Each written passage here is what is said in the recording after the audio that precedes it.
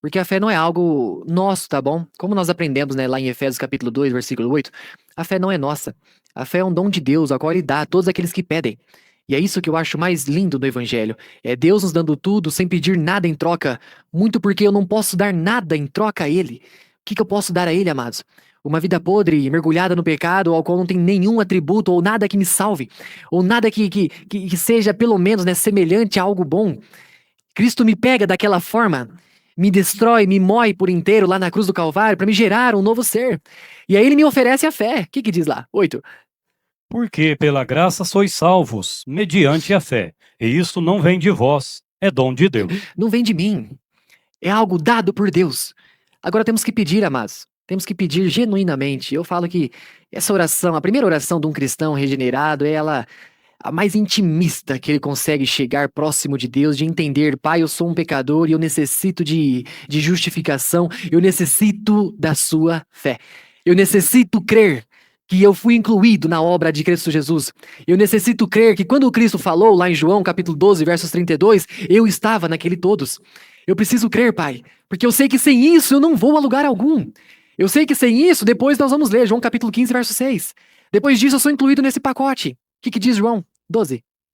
E eu, quando for levantado da terra, todos atrairei a mim mesmo. Senhor, me conceda fé para estar em Cristo.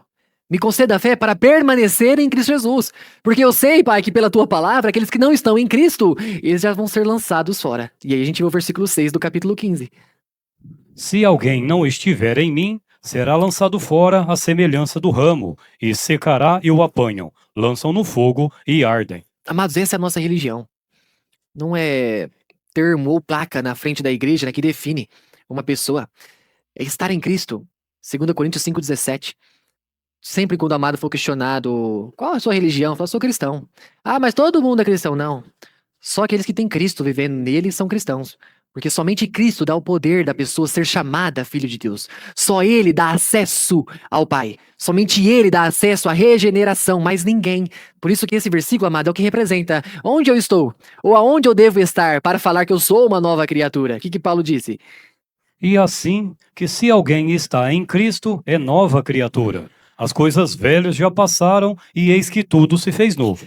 Tudo que era velho, que era podre, o velho homem, a natureza adâmica. Tudo isso, quando nós colocamos em Cristo Jesus, é destruído. Mas não há uma maneira mais eficaz de gerar uma nova vida se não é terminando a anterior. Nós não temos como habitar duas vidas em um corpo. Ou nós abdicamos da vida velha e renunciamos com o velho homem, riscamos o contrato com Satanás e aí adquiro a nova vida em Cristo Jesus. Mas Romanos 6, verso 6 é muito claro, porque deve haver a destruição do velho homem, deve haver a destruição do velho corpo, para que agora Cristo Jesus habite em nós, para que agora sejamos reinados por Cristo Jesus. O que diz lá? Sabendo isto, que foi crucificado com ele o nosso velho homem, para que o corpo do pecado seja destruído, e não sirvamos mais o pecado como escravos. Há uma única finalidade, amados.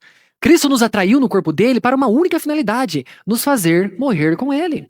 Por isso que Isaías, capítulo 53, fala que ele foi moído por causa da nossa iniquidade, foi moído por causa do meu pecado, ele foi transpassado por causa do meu erro. Amados, Cristo, ele não tinha culpa alguma.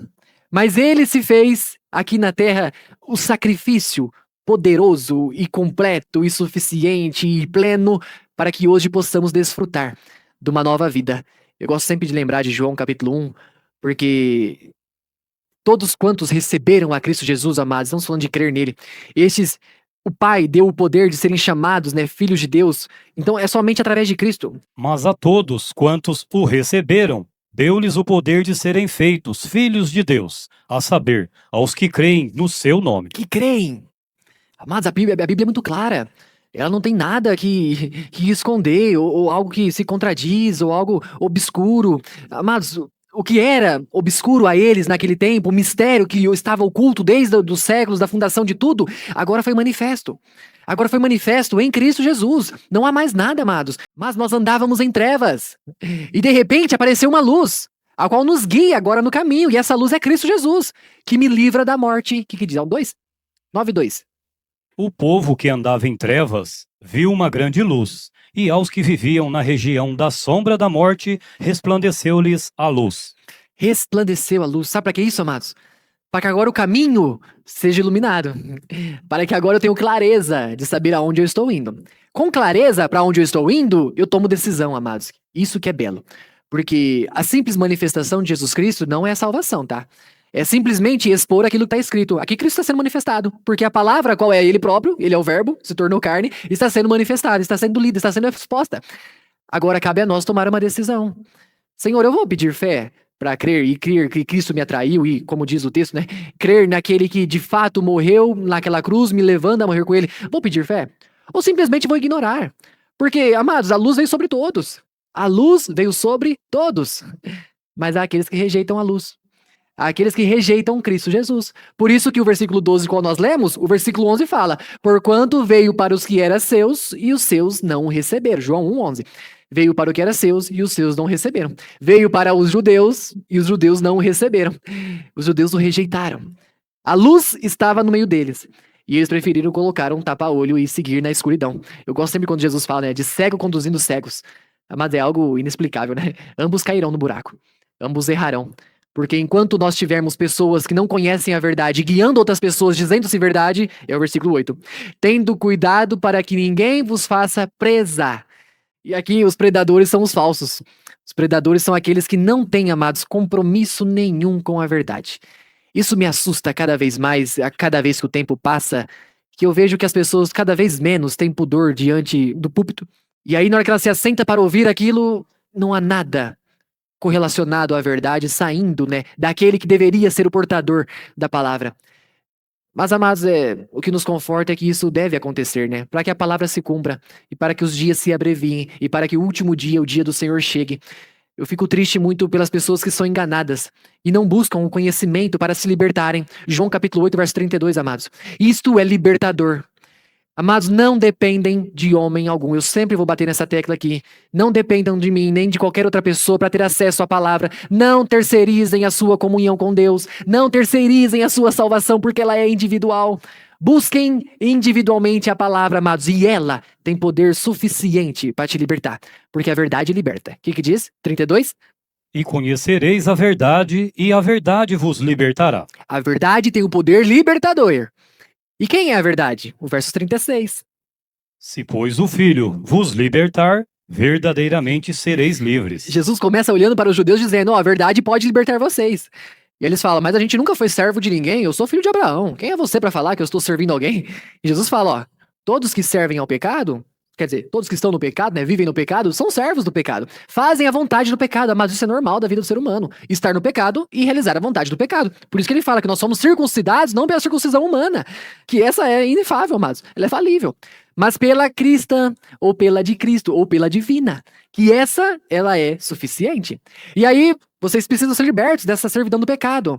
Mas como, Jesus? Através de mim. Se, pois, o Filho vos libertar, verdadeiramente sereis livres. Não é uma libertação falsa, amados. Não é fajuda, não é temporária, não é nada que acabe. Ela é eterna.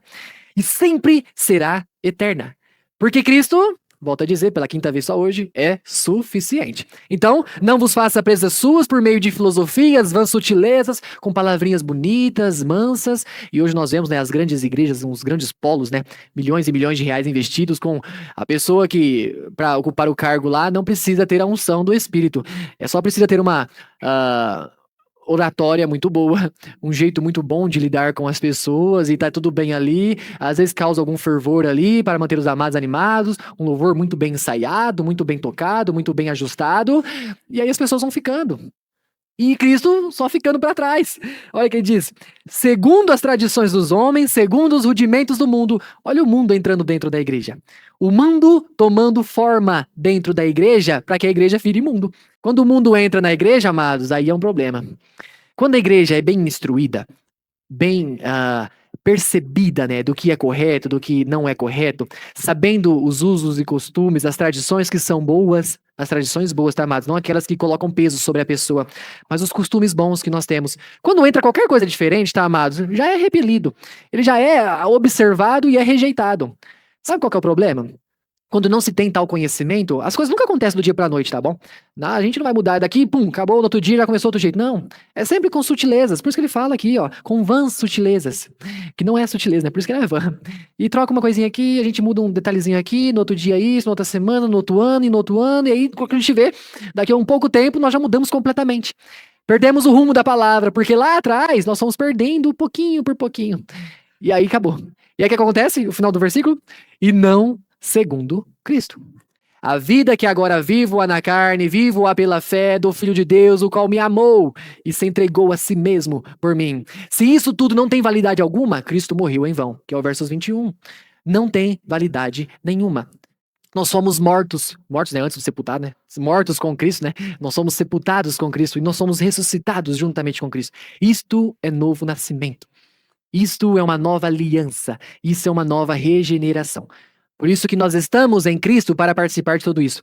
Amados, todos foram atraídos no corpo de Cristo. Todos foram mortos com Cristo. Mas nem todos acreditam. Essa é uma questão. Somente aqueles que creem, aí a gente volta para João capítulo 1, versículo 12. Somente aqueles que creem têm o poder de se tornarem filhos de Deus.